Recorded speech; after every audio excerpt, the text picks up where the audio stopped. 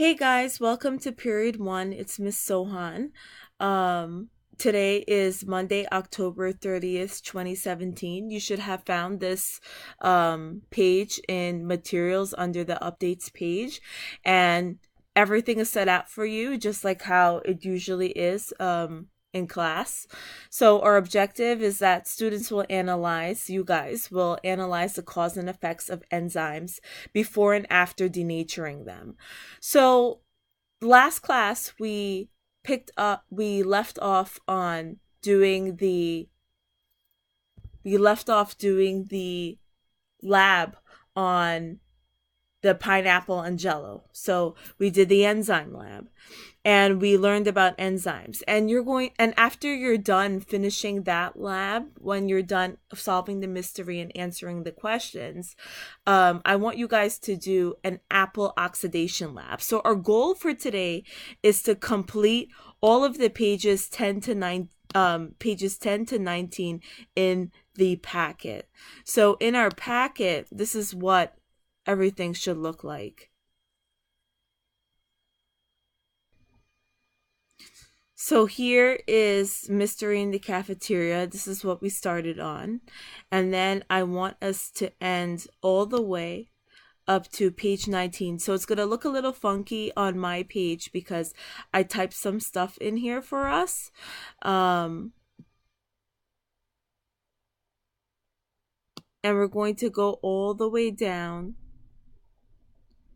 to page 19, where you're going to be answering the follow-up questions. So we're not going to work on the final model yet, but this should be the last question that you should be answering, which is think about the gene comparison and protein comparison between the domestic and the Siamese cat. So before I have you guys work on your Jello activity, you do have a do now on Schoology, and that do now is to do the remind setup. So the remind setup, what you have to do in order to do that is you're going to go back to materials.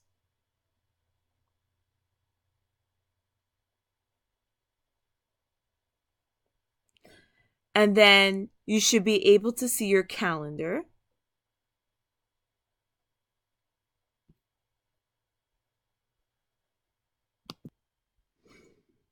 And once you're in your calendar, you should see something that says Remind Setup. So once you see Remind Setup, if you click on that, there's going to be an attachment once you click on this. This is what it looks like when you clicked on the link in the calendar, and then you have this attachment right here.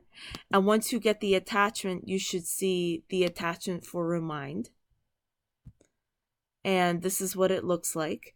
And what the purpose of Remind is to, when your guidance counselor wants to schedule an appointment with you to talk about scheduling or another important notice, Remind will be easier for them to set up an appointment with you, and you will also have a digital class instead of a pass on paper for you to show your instructor that you need to leave class so that you can go for your appointment with your guidance counselor.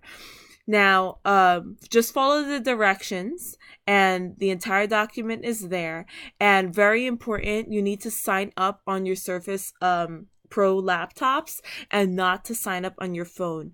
And another important thing is to make sure you're not using your personal email, but you're using your Livingston email address, okay? So if you don't have a Remind account through Livingston already, make sure you set up a Remind account and just follow the directions accordingly. Make sure you read everything so that you understand what you need to do as a student. You have to put in your code for class of 2021 and then join a class, and this is the code for your counselor, and you're just going to follow the directions. If you have trouble on this, don't spend too much time on this, because I want us to use our time accordingly for class time and to go back to the Jello lab. So you have two labs today. So after the Jello lab, so our goal, remember, is for us to finish pages 10 to 19, and page 10 is where your Jello lab starts, and we already started on that last class. But then going up to page 19, we're doing an apple oxidation lab. And both of these labs regard enzymes.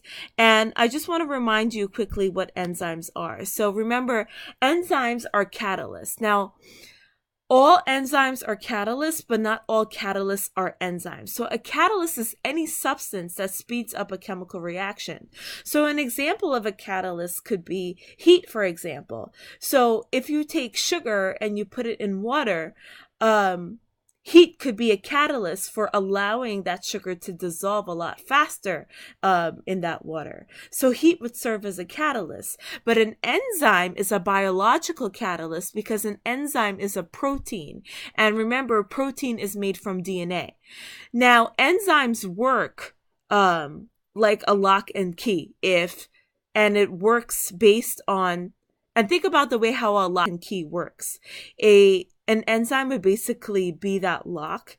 And that lock has to have a certain shape in order for that key, for it to fit inside of that lock to allow that chemical reaction to occur so that it could speed up that chemical reaction. That's just a reminder. Now, if you were to change the shape of that lock, then the key would not fit in anymore, and then that reaction would not speed up anymore. So as you're doing both of these labs, as you're finishing up both of these labs today, I want to remind you what are the things that influence enzymes. And if you remember from our notes, the two things that influence an enzyme are temperature and pH. Remember?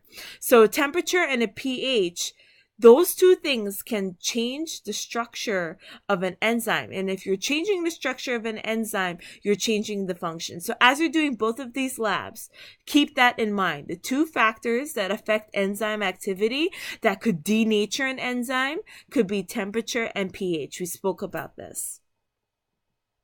So now on to, you should be pausing your video, first of all, to do your remind. When you're done with your remind, go back to this video so that we can go over the Jello lab, because the Jello lab is not set up for you. So pause and then come back to this.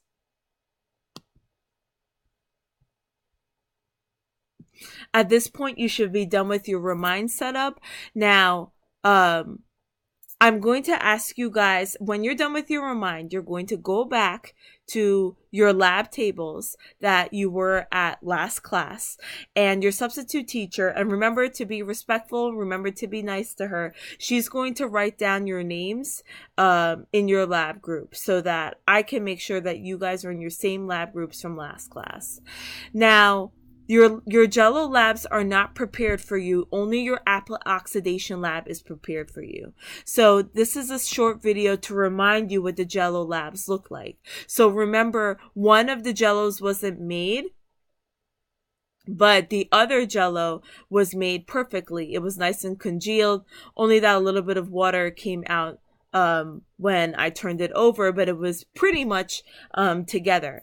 Now, you might argue that one had more pineapple pieces than the other, but the mass was basically the same. So that was just a reminder, and now you can go back to your Jello labs and break up into your groups. When you're done with your Jello lab, pause the video, and then we're going to go over our homework.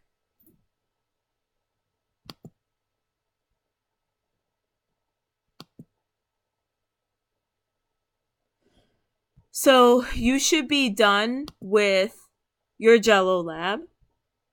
And now that you're done with your Jello lab, we're going to go over our homework together. Okay, again, you should have been done with your Jello lab before going on to this point in the video. So if you're not done with your Jello lab, pause it right here, finish your Jello lab, and then come back here to finish so that we can go over the homework. So this was your homework. What makes a squirrel albino? And question number 1, what do you think makes a squirrel albino? It was pretty much straightforward. There was no right or wrong answer in here because there was just a prediction. So I just put here that it had something to do with the DNA. And then after reading the article, you should have had a better understanding as to why the squirrel is albino. So for number 2, I just highlighted the answer. What are pigments and where they're found? Pigments are molecules. They're actually proteins that give color to the leaves for hair and skin, and they could be found in the hair, skin, and eyes to give coloration. And the main pigment found in most organisms is melanin. So what are pigments? So that pigment is melanin. And melanin is even found in humans too. Moving on. Question number 3. How do we tan? So the radiation from the ultraviolet rays allows the cells to produce more enzymes that makes that melanin in order to protect the skin from ultraviolet light. And for number 4, now what do you think albinism is caused by?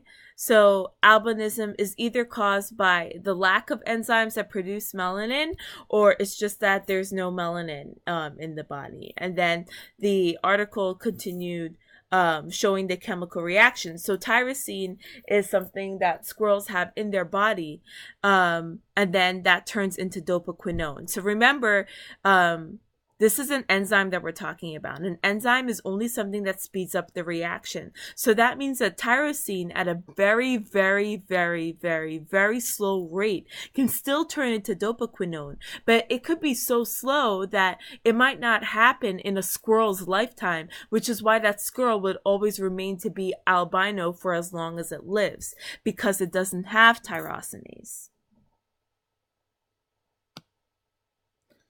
So the next question asks for you to draw a model of how melanin is synthesized, starting with tyrosine.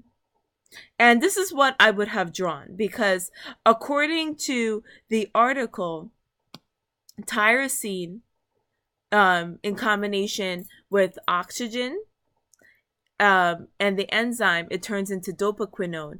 And the dopaquinone is a molecule that combines with other molecules to make different forms of melanin. So in that white little box, this is something that I would have drawn. So I wouldn't have drawn out the entire structure of tyrosine, but I basically would have wrote tyrosine plus half of O2 with tyrosinase is going to give you dopaquinone. And I think it was water plus, let's erase that, dopaquinone plus H2O. And then from this dopaquinone, you're getting many different forms of melanin for your hair, for your skin, okay, for fur, etc. For eyes, different types of melanin. So this is what I would have drawn in the box to show a diagram as to how you get melanin from dopaquinone, and dopaquinone is made from tyrosine with the help of tyrosinase.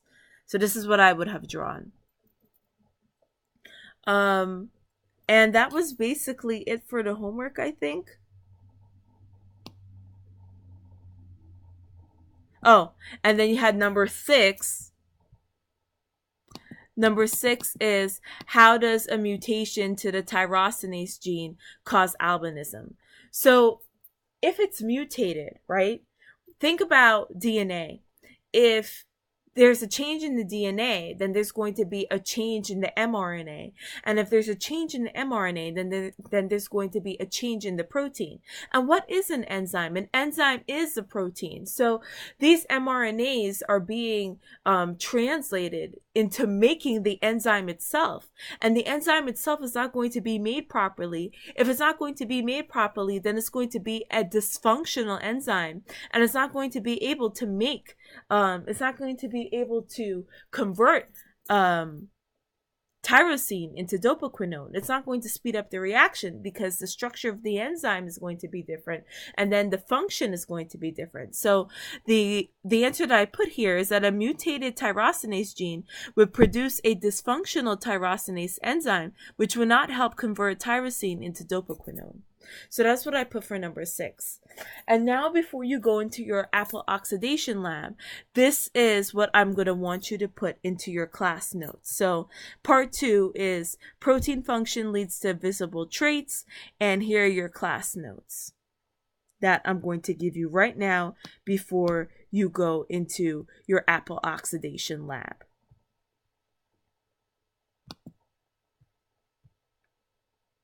So again, keep in mind that temperature and pH are 2 things that cause the denaturation of a protein or the denaturation of an enzyme.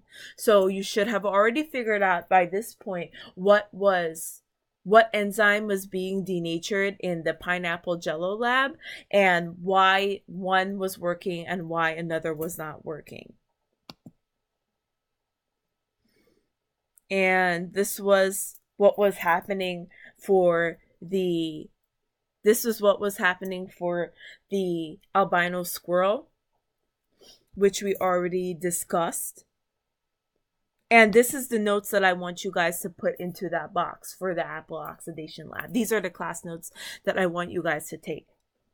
So this is another enzyme reaction but this is happening in apples, where catechol is a molecule in the apple, and when it's being oxidized by the oxygen and with the help of the enzyme catechol oxidase, catechol turns into benzoquinone, and that benzoquinone, it turns into benzoquinone and water. So what do you think that benzoquinone is? This benzoquinone is going to also turn into different forms of melanin, and that melanin is what gives you that dark pigmentation in that apple. And I'm sure you've seen this before when you bite into an apple and you leave it out there for a long time, and then it starts to get that dark color. That dark color is melanin, and that melanin is coming from that benzoquinone. So you have dopaquinone, which is a pigment in the squirrels that lead to the melanin, and now you have benzoquinone in the apples that lead to that melanin. So this is the notes that I want you guys to write down into that white box, and then you could get started on your apple oxidation lab. So going to your apple oxidation lab, it's set up here for you on your lab tables, which you probably already noticed when you broke up into your lab groups and finished your jello lab. So you have one test tube with liquid in it, and then you have another test tube with an apple, with just apples in it, apple slices, and the results that you're seeing on your lab table might be more dramatic than when I taped it.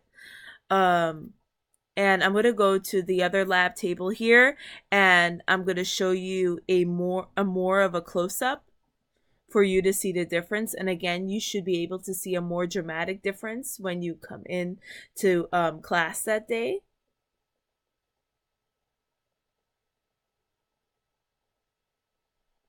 And here's a good view by looking at the difference. And right away, you could see a difference in the color. So you have to see why this is happening. That's part of your lab.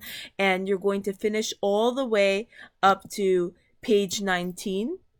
And again, the last the last question that you should do. So you're scrolling down up to page 19.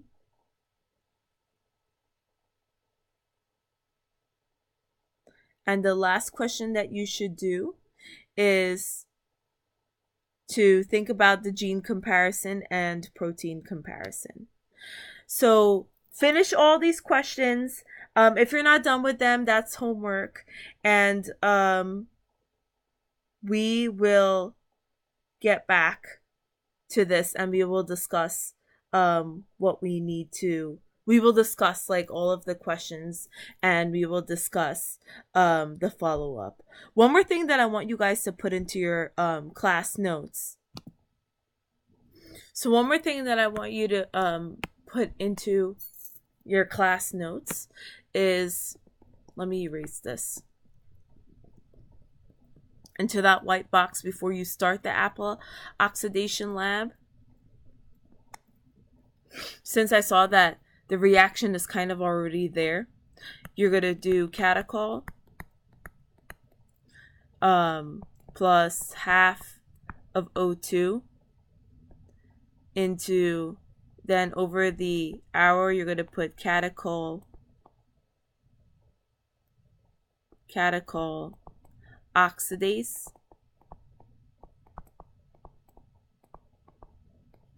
and then you're going to put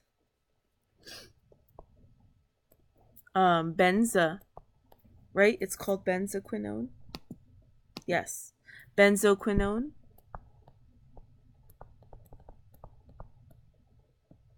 plus H2O. You're going to say that this is dark. And then just like the last set of notes, you're going to put that, draw an arrow to that and put melanin, and which gives you the dark pigment